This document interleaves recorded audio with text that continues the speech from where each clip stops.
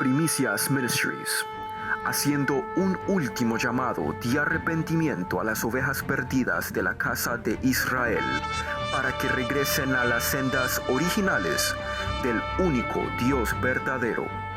Yod, Hey, Wow, Hey.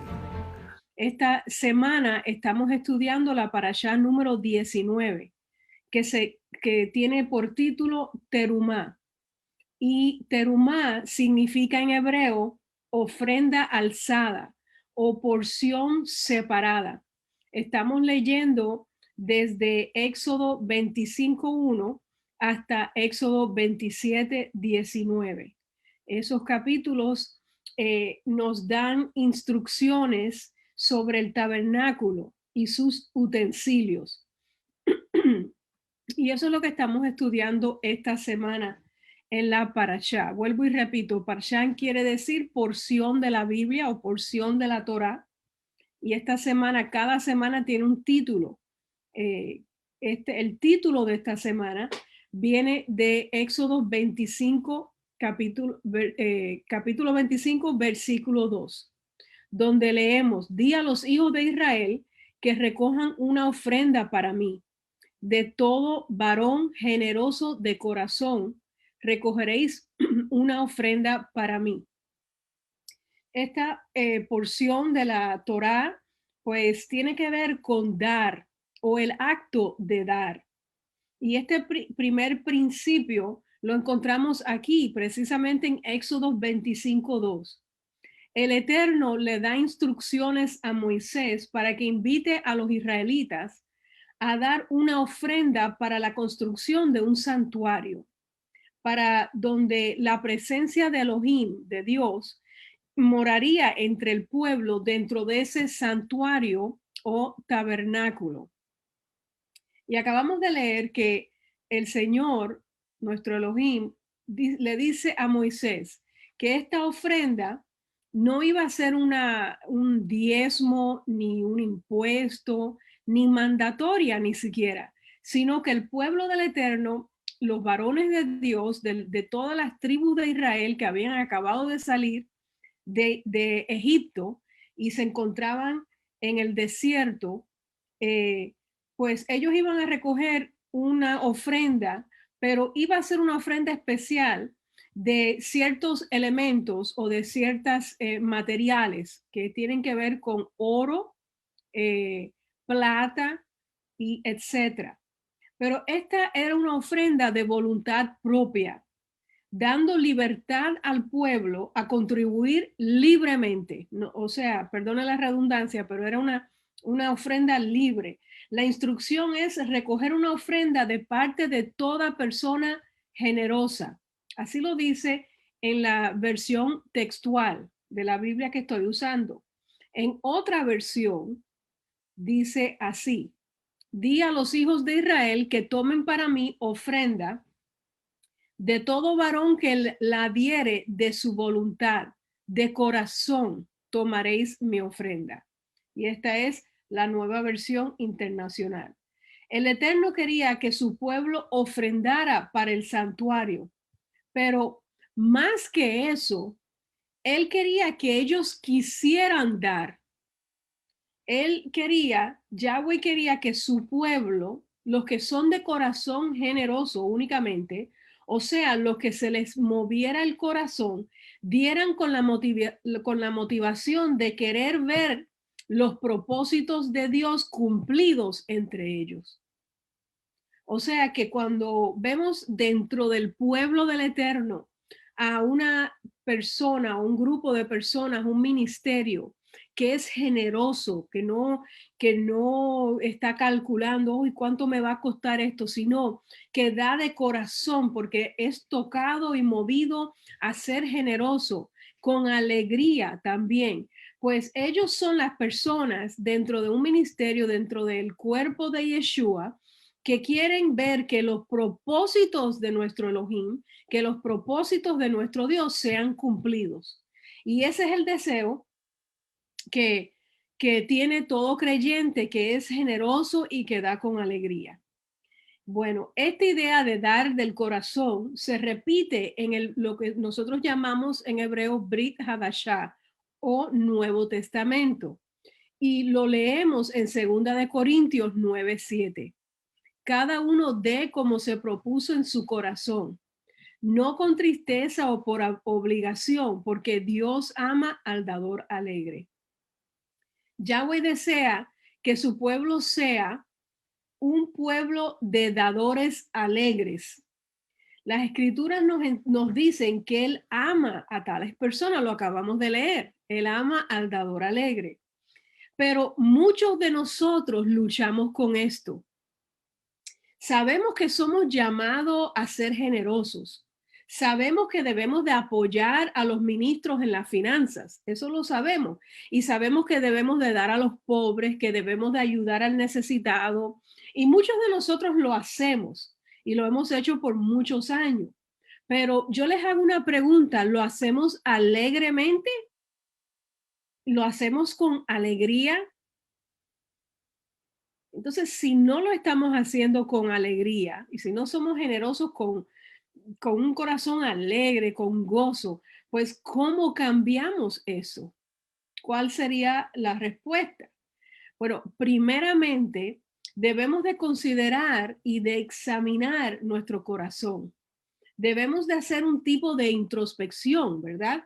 Preguntarnos a nosotros mismos, ¿por qué nos sentimos así? ¿Por qué es que nos cuesta ser generosos hoy en día con los necesitados, con los proyectos del Señor? Y hay varias posibles razones. Para mencionar una, cuando se trata de dar al ministerio, de dar a la quejilá, a la congregación donde uno pertenece y donde el Eterno nos ha puesto, algunos de nosotros titubeamos porque hemos visto como falsos maestros y mentirosos, hermano, y perdone, no acostumbro decir este tipo de cosas en esta clase semanal, pero es una realidad. Hemos visto, pues, hermanos y hermanas que no han sido íntegros y que han explotado los principios bíblicos sobre las ofrendas para sus propios intereses, para sus propios intereses egoístas. Los que predican la prosperidad, por ejemplo, tienden a torcer las escrituras bíblicas y hacen promesas huecas de sanidad divina, de prosperidad, si tan solo siembras en sus ministerios, o en otras palabras, en lo que tal parece que pudiera ser un negocio. Y es deprimente y da ira ver cómo falsos maestros se aprovechan de personas vulnerables, de personas que están desesperadas porque tienen una necesidad. Solo para sacarles dinero se aprovechan de ello, para lograr obtener pues unos pesitos, un dinerito. Pero por otra parte, la Biblia sigue endorsando la generosidad. O sea que no nos podemos hacer los ciegos y, no, y el dar al ministerio, la Biblia lo sigue respaldando, lo sigue apoyando, lo sigue endorsando. No podemos votar esa escritura, no podemos sacarla, no la podemos anular, únicamente porque hay unos falsos maestros o falsos ministros que nos enseñaron una versión distorsionada de este valor o de este principio bíblico, porque sigue siendo un principio bíblico. Y la lección que podemos aprender de esto es que, bueno, que no debemos dar a personas, a falsos maestros o a ministerios que no son íntegros y que no están haciendo la voluntad de Yahweh. Pero no podemos usarlo, vuelvo y repito, como excusa para no dar. Eso no es una excusa. Y tenemos que dar con corazones alegres.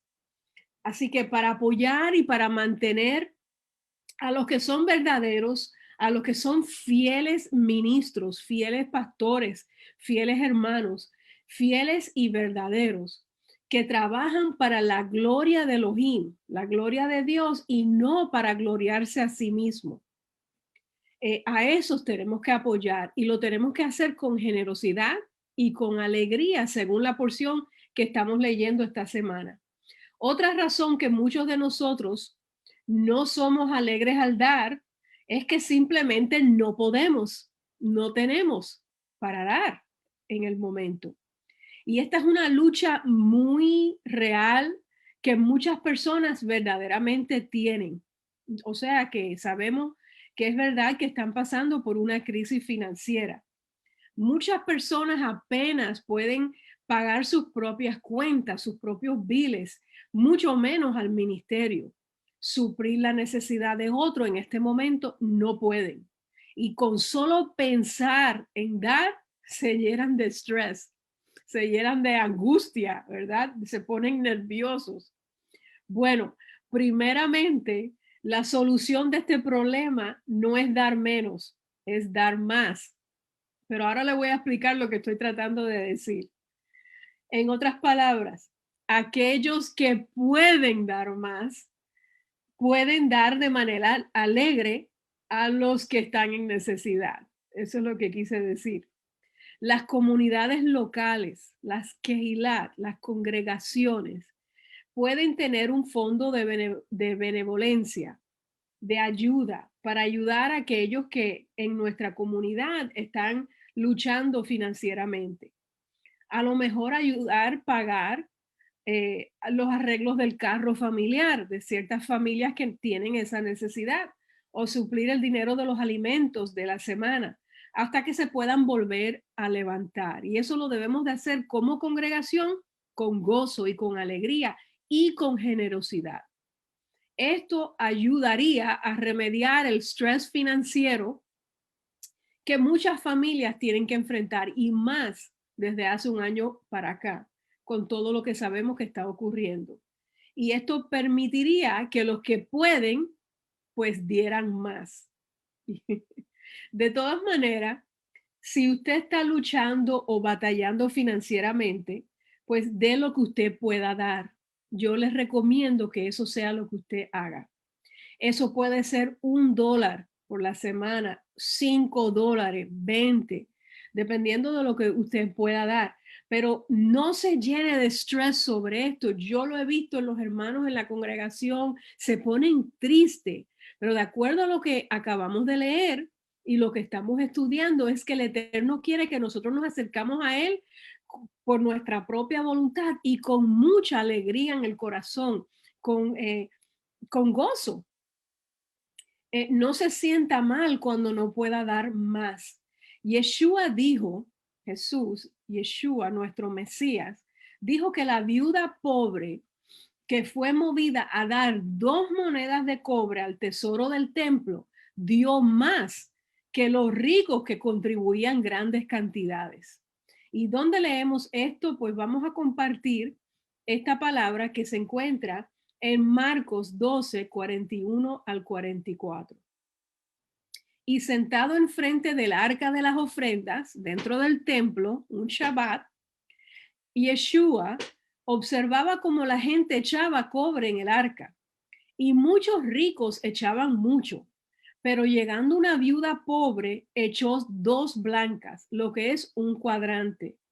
Y llamando a sus discípulos, Yeshua les dijo, de cierto os digo que esta pobre viuda echó más que todos los que están echando en el arca de las ofrendas. Wow. Porque todos echaron de lo que les sobra, pero esta de su pobreza echó todo lo que tenía, todo su sustento. Wow. Entonces, ¿qué observamos aquí? Que la viuda dio todo lo que tenía, mientras que los ricos estaban dando mucho porque podían y porque eso les sobraba y lo hacían para lucirse. Una vez más, hermanos y hermanas, vemos y aprendemos que esto se trata del corazón del contribuyente, no la cantidad. El Eterno busca ver el corazón. ¿Estás dando todo lo que tú puedes dar para que se cumpla el propósito y la voluntad del Eterno? ¿O estás dando lo que te sobra? Y eso es lo que el Señor ve. Si usted lucha con ser alegre cuando da, pídale al Eterno que le dé un corazón de generosidad. Yo sé que muchos hemos sido criados de tal manera que nos cuesta dar, pero podemos orar y pedirle al Señor que nos dé un corazón generoso. Miremos al dador más grande que ha conocido este mundo. El dador más grande que ha conocido este mundo, ¿quién es? Es Yeshua, el Mesías. Él dio todo por nosotros y nosotros hemos de seguir su ejemplo. Adicional a la oración, que para que el Señor trabaje en nuestros corazones, ¿qué puedes hacer para volverte un dador alegre? Bueno, que quizás debemos de mirar el dar a la casa de Dios y a los demás como un acto de adoración. Y es así, es un acto de adoración. Como muchas cosas en la Biblia, en la Torá, en nuestro libro sagrado de instrucciones, volvernos en personas que nos gusta ser generosos es una transformación gradual que ocurre con el tiempo y con la práctica. No ocurre de un día para otro. Claro, todos venimos, ¿verdad? Con un trasfondo, con una crianza, con una cultura. Entonces, todas estas transformaciones para volvernos, pues, el pueblo de Israel, que ayuda a su familia, que ayuda a todos los de la casa de Israel, pues esto puede tomar tiempo. Así que oramos para que el Eterno nos convierta en dadores alegres, generosos, y practicamos el dar. Y esto ocurre con el tiempo.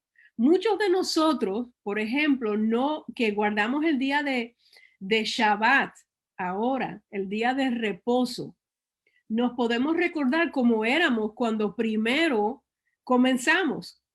Hace poco, ¿verdad? Que nosotros comenzamos como Quejilá apenas hace 2 años, quizás 2 años y medio.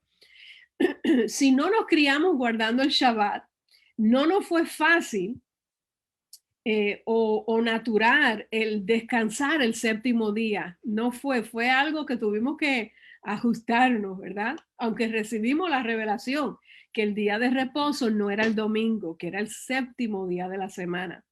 Entonces tuvimos que hacer unos cambios, cambiar nuestra rutina, pues por fin rendirnos, porque lo supimos por años, pero por fin nos rendimos y dijimos, cueste lo que cueste, les guste al que le guste, nosotros nos vamos a entregar y vamos a entregar todo lo que nosotros queríamos hacer cada semana el sábado y nos vamos a ocupar de guardar el Shabbat desde el viernes al oscurecer, pero eso tomó tiempo, ¿verdad? Al principio estábamos, ¿y qué hacemos? ¿Y cómo lo hacemos? ¿Y qué es lo que tenemos que hacer? Y hay una mesa y el pan y el vino, ¿y qué oramos? ¿Y qué hacemos? ¿Y qué le decimos a nuestra familia?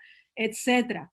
Pero al pasar el tiempo, nos estamos acostumbrando y muchos de nosotros pues nos alegramos cuando se acerca el Shabbat y hasta estamos pendientes cuando llegue el Shabbat para guardarlo con alegría, con amor, con regocijo. Sabemos que ese es el día que levantamos nuestros brazos y soltamos las cargas y nos conectamos. Un día de elevación espiritual, es un día de mucho gozo, de mucha alegría. Pues el viernes pasado pues nos gozamos de manera muy especial en un hogar que abrió sus puertas para que nosotros guardáramos el Shabbat juntos y recibiéramos el comienzo del mes nuevo. Así que celebramos Rosh Kodesh y Shabbat, fue algo maravilloso. Pero cuando comenzamos no fue tan fácil. Algunos de nosotros estábamos trabajando los viernes por la noche, otros de nosotros pues simplemente no estábamos acostumbrados y eso tomó tiempo. Y yo le pido al Eterno que de la misma manera que hemos ya establecido no quiero decir rutina porque no es una rutina, sino que es un mandamiento precioso que hacemos y eh, guardamos por amor a Yeshua, por amor al Señor.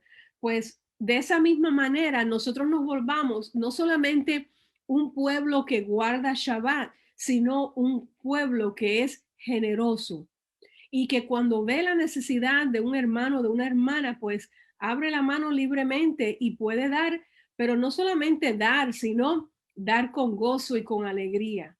El Eterno valora tanto esto que cuando Él pidió terumá, Él pidió una ofrenda elevada, una ofrenda diferente, especial, como es que se llama la parashá de esta semana.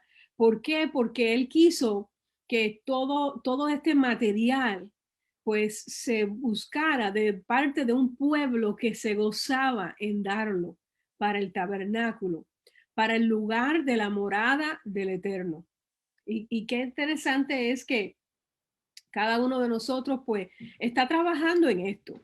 Y algunos pues pueden y están acostumbrados, pero otros no. Entonces estamos pues acostumbrándonos, ¿verdad? A desprenderlo del material, porque sabemos, como aprendimos el sábado en la Quejilá, en primicias, que todo lo que tenemos es de Él y Él nos los dio. Nosotros simplemente lo estamos pues manejando, ¿verdad? Y le pertenece a Él. Él es el que nos los da todo, todo, todo, todo. Así que cuando Él nos muestra una necesidad o cuando nosotros tenemos una necesidad en cuanto al ministerio, pues debemos de dar con alegría. Y debemos de hacerlo, como dije, como si fuera un acto de adoración. Con el tiempo se nos cambiará el corazón, yo sé que sí, y el Eterno nos va a cambiar al punto que estaremos entusiasmados por tener la oportunidad de dar, como estamos entusiasmados cada día de cada Shabbat, ¿verdad? Que ya no vamos a trabajar, que el sábado es nuestro día, nuestra cita sagrada y nuestro día de danza y alegría y alabanzas y que estudiamos la parashá y estudiamos la palabra. Bueno, es una bendición tremenda para todos nosotros. El segundo principio de la porción bíblica de esta semana que quisiera que tocáramos se trata de la presencia de Yahweh. Se trata de la misma presencia de Dios, de la presencia de nuestro Elohim. ¿Usted se ha preguntado alguna vez por qué hay tanto enfoque en, en el tabernáculo de Dios? En la Biblia, en nuestra Torá, ¿por qué hay tanto enfoque en el tabernáculo? ¿Usted se ha preguntado por qué una gran parte de la Torá se dedica a las instrucciones para los utensilios, los muebles, dónde se tenía que poner? Bueno, todas las instrucciones que estamos leyendo en la porción de la Torá. El servicio sacerdotal, los sacrificios, las ofrendas, etcétera. Las purificaciones. ¿Por qué tanto énfasis en el tabernáculo y en todo el proceso de los servicios en el tabernáculo? ¿Por qué? ¿Por qué quiso Yahweh que Israel construyera un tabernáculo?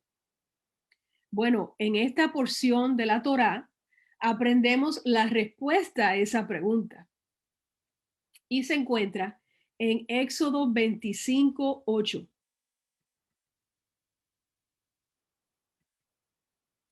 Y harán un santuario para mí y habitaré en medio de ellos. Suena simple, ¿verdad? Y yo preguntaba, ¿por qué hizo Yahweh que Israel construyera un tabernáculo? ¿Por qué tanto énfasis en cada detalle del tabernáculo? Aprendimos el sábado en la Quejilá, en la congregación, que por todo el tabernáculo vemos a Yeshua una y otra vez, una y otra vez. Pero con respecto a la pregunta que les acabo de hacer, ¿por qué quiso Yahweh que Israel construyera un tabernáculo? ¿Por qué se le dedica tanto tiempo? Bueno, leemos aquí que Dios, que Elohim quería habitar en medio de su pueblo y tenía que tener un lugar, un santuario, un tabernáculo. Y ahora les voy a explicar por qué. Aquí vemos la razón por el tabernáculo. Era para que el Eterno pudiese habitar en medio de su pueblo. El sistema de los sacrificios, las leyes elaboradas de la purificación, todo lo demás fue dada por una razón. Una razón. Y esa razón es relación íntima. Relación íntima. El sistema se creó o Dios lo creó para que él pudiera tener. Eso es, Dios quería tener o desea tener una relación íntima con su pueblo. Y esta relación, y escuchen bien porque esto es bien importante, esta relación que el Eterno quiso y quiere tener con su pueblo tiene unas características muy especiales. Y es que esta relación es exclusiva, exclusiva, es santa, santa, separada y es íntima, exclusiva, santa, íntima. Así es la relación que Dios quería tener, que Elohim quería tener y que quiere tener aún con su pueblo, con su novia, con Israel. Como en el matrimonio, una relación con Elohim tiene que existir dentro de ciertos límites. Esa relación tenía que existir dentro de ciertos parámetros. Eso es lo que representa el tabernáculo, límites entre lo santo y lo común, porque hay lugares, personas, utensilios, muebles. Vuelvo a repetir, lugares, personas que son santas y puras, y hay personas y hay utensilios y hay lugares que son para el uso común y no están separadas para aguantar, porque no puedo pensar en mejor palabra, pero para sostener la santa presencia del Eterno.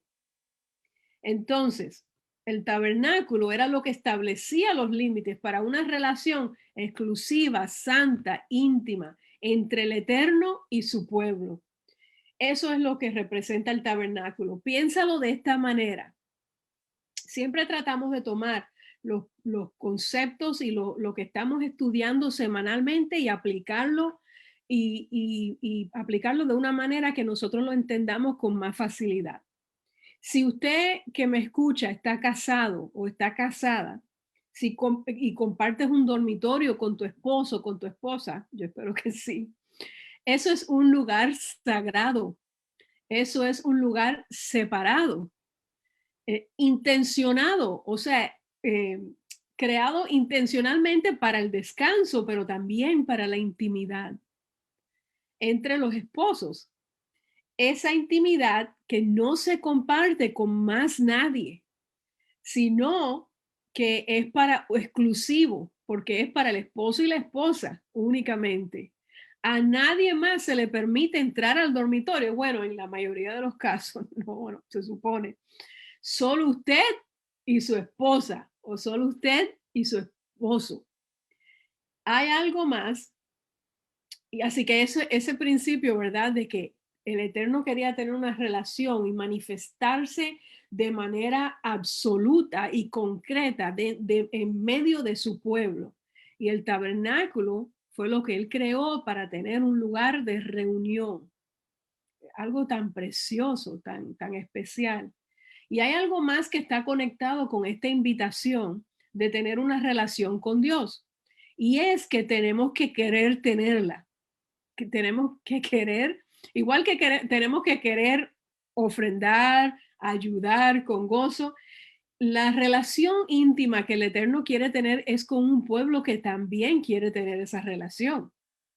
Y vamos a leer Éxodo 25:2, porque encontré esta otra versión del mismo versículo bíblico que ya hemos leído como 3 veces. Ordénales a los israelitas que me traigan una ofrenda. La deben presentar todos los que sientan deseos en su corazón de traérmela. Esto nos habla del carácter de nuestro Elohim. Que me traigan una ofrenda, pero solo la deben de presentar todos los que sientan deseos en su corazón de traérmela. Esto está en la Nueva Versión Internacional. La contribución aquí es para la construcción del tabernáculo, el lugar donde la presencia de Dios moraría entre el pueblo. Notamos que no era una obligación. La contribución se iba a recoger de aquellos que fueran movidos en su corazón y que quisieran traérsela. Esto sale de un deseo interior, una respuesta interna de su corazón. Estos serían los donantes para el lugar de reunión de Dios con su pueblo. Él quería un pueblo que aceptaría la invitación de morar con él. Qué fascinante, qué tremendo. La lección aquí es que Dios no solo quiere morar con su pueblo, sino que quiere que su pueblo quiera. Yo sé que esto es un trabalengua. Él quiere que su pueblo quiera que Él more con ellos. Muy importante.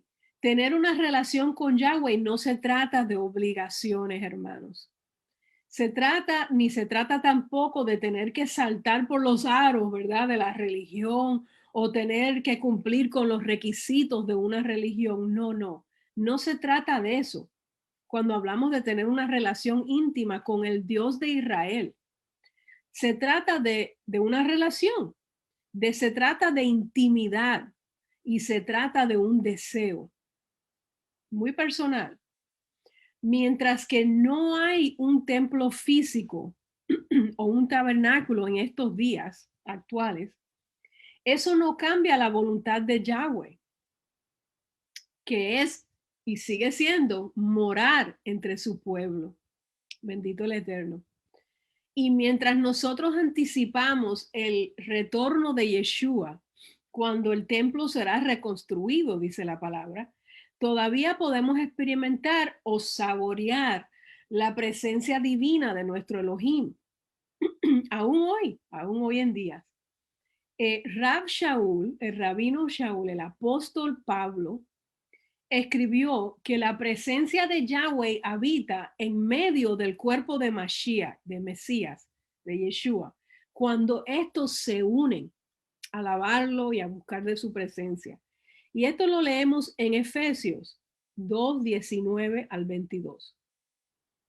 Efesios 2, 19 al 22 dice, así pues, ya no sois extranjeros ni forasteros, sino que sois conciudadanos con los santos y miembros de la familia de Elohim, habiendo sido edificados sobre el fundamento de los apóstoles y profetas, siendo la piedra angular el mismo Yeshua, el Mashiach, en quien, bien trabado todo edificio, crece hasta llegar a ser un templo santo en el Señor, en el Adón, en el cual también vosotros sois juntamente edificados para morada de Dios en el Espíritu.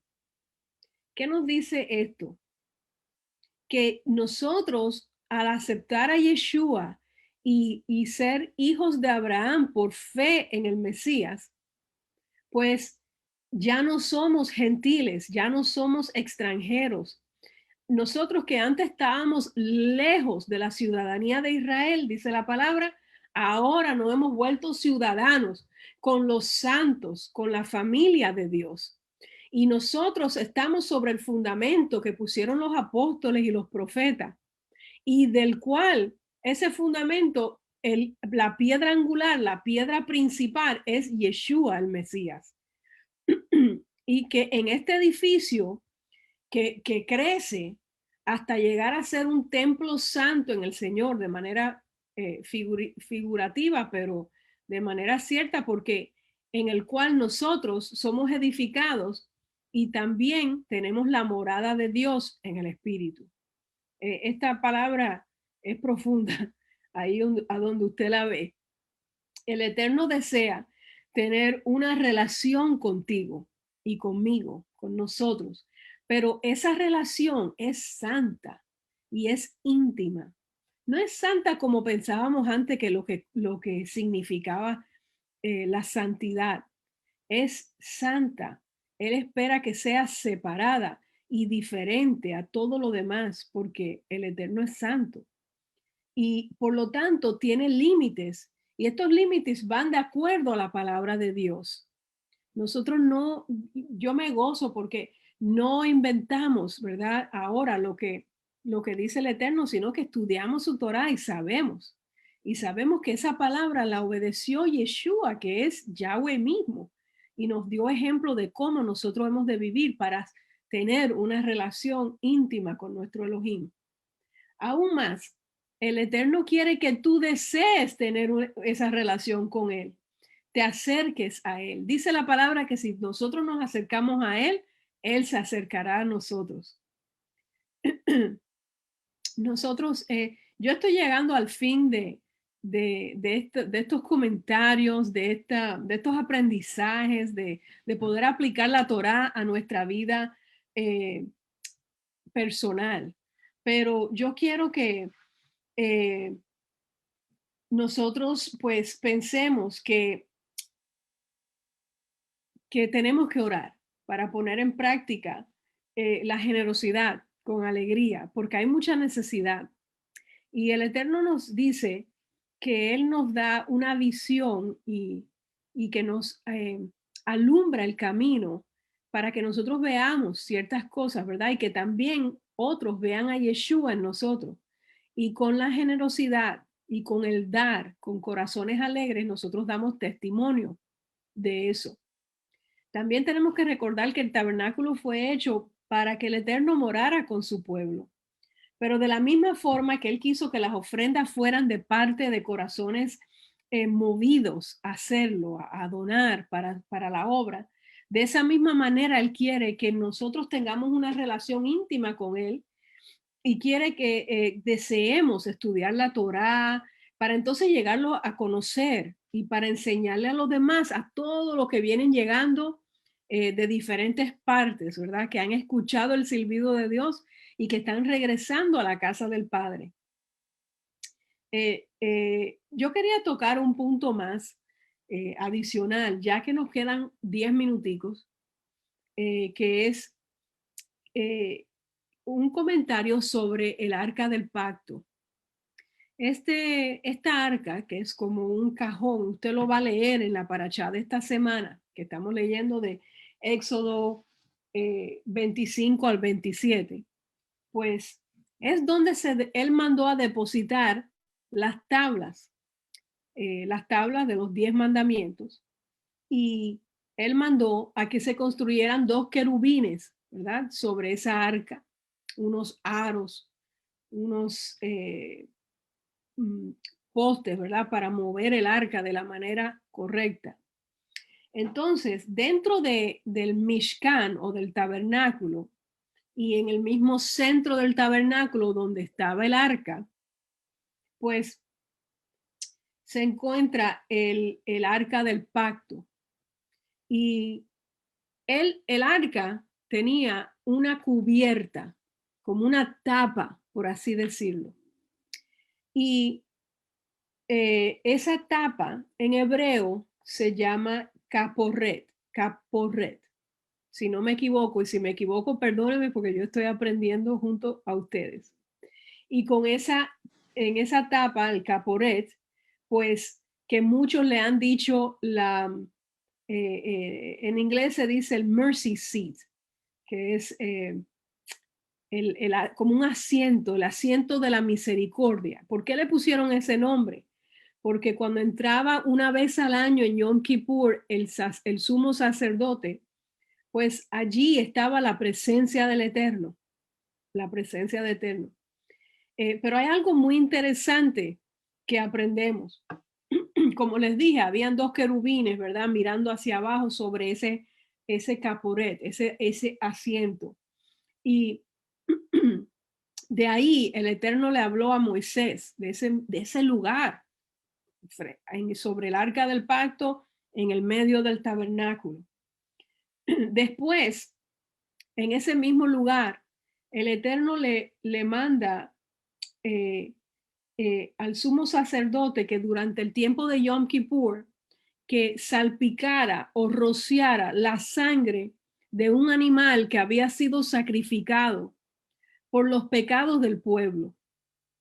Y esto ocurría porque en Ezequiel 18:4 dice que que el pecado, la paga del pecado es muerte. También en Levíticos 17:11 leemos que la vida está en la sangre. Entonces se necesitaba de un animal sacrificado, de la sangre de ese animal, para salpicar ese asiento, esa tapa llamada caporret. Y esa sangre simbólicamente representaba la vida de todo el pueblo que había pecado y que necesitaba perdón de sus pecados y que estaban condenados a morir si no fuera por el sacrificio y por la intercesión, porque nuestro Señor es santo. Entonces, los estudiosos, los rabinos explican que, que todo esto es ritual de la sangre prefigura o era una sombra del sacrificio de Yeshua en el madero, en Moriah. Cuando Yeshua muere, pues él hace dos cosas, él tiene dos roles, el de cordero sacrificado, o sea, él muere, pero también asume el rol del sumo sacerdote para ir ante el Señor. Entonces, dicen que Dios puso a Yeshua como propiciación por la fe en su sangre. En otras palabras, cuando la sangre de Yeshua se salpicó sobre ese caporet, en ese lugar, eso subió al trono del Eterno mismo en el tabernáculo celestial y allí se presentó ante el trono del Eterno. Así que Yeshua aquí funciona o toma el rol de sumo sacerdote y de cordero, porque su sacrificio fue lo que hizo, ¿verdad? Que el velo se rompiera y su resurrección. Y también que recibiéramos el perdón de nuestros pecados. Y esto es muy importante cuando estamos leyendo el tabernáculo, porque vemos a Yeshua en todo el tabernáculo. Y vamos aprendiendo, y no quería entrar tan profundo esta noche, porque hemos estado pues aprendiendo principios más ligeros, light, para aplicarlo a nuestras vidas, pero no podemos dejar de entender que Yeshua y la sangre de Yeshua, cuando decimos nos cubrimos con la sangre, pues nos habíamos equivocado. Estábamos, ¿verdad? Quizás de manera ignorante, diciendo cosas que no entendíamos, porque nos enseñaron mal y lo enseñamos mal. Pero cuando aprendemos sobre el tabernáculo y aprendemos que la sangre del animal que se había sacrificado por los pecados del pueblo de Israel, no por una persona, no, por el pueblo, pues se salpicaba precisamente sobre este lugar llamado Caporet, este que estaba sobre el arca, y que Yeshua sabía, ¿verdad? Que su muerte y su resurrección iban a sustituir el animal que se sacrificaba por el perdón de los pecados del pueblo. Y quiero que lo tengan en mente mientras que estudian esta semana la Parashá y todos los tesoros preciosos y todas las lecciones maravillosas que aprendemos cuando aprendemos sobre los utensilios y los muebles que están dentro del tabernáculo, como la menorá, como los panes, la mesa de la presencia, que se dice que son la mesa con los 12 panes que tenían que estar ahí continuamente, el altar de bronce, el lavacro, pues todos tienen un mensaje para nuestra vida y todos apuntan a Yeshua, nuestro Mesías y nuestro Salvador. Yo espero que todo, pues, toda la enseñanza sea de bendición para ustedes, y mi más profundo deseo al despedirme es que el pueblo del Eterno siga estudiando la Torá para que el Eterno nos bendiga grandemente con su palabra y que en esta semana tengamos mucho gozo, mucho shalom. Nos estamos preparando para el mes que viene celebrar, guardar Pesach, la fiesta de la Pascua, Vamos a estar haciendo Tevilá, nos vamos a sumergir como congregación pronto en unas cuantas semanas y después vamos a celebrar y guardar Pesach, que es una fiesta, la primera, ¿verdad? En una serie de fiestas eh, que celebró nuestro maestro, nuestro Señor Yeshua, y que es una orden para su pueblo. Y nos estamos preparando para guardar esa preciosa fiesta. Y si usted quiere más información, por favor, en nuestra página de Facebook, no deje de contactarse con nosotros para nosotros, pues, alcanzarlo a usted, invitarlo o conectarnos o llamarnos para hablar y para conocernos. El Eterno los bendiga grande y poderosamente en esta noche. Shalom, shalom, de parte de todos de Primicias Ministries.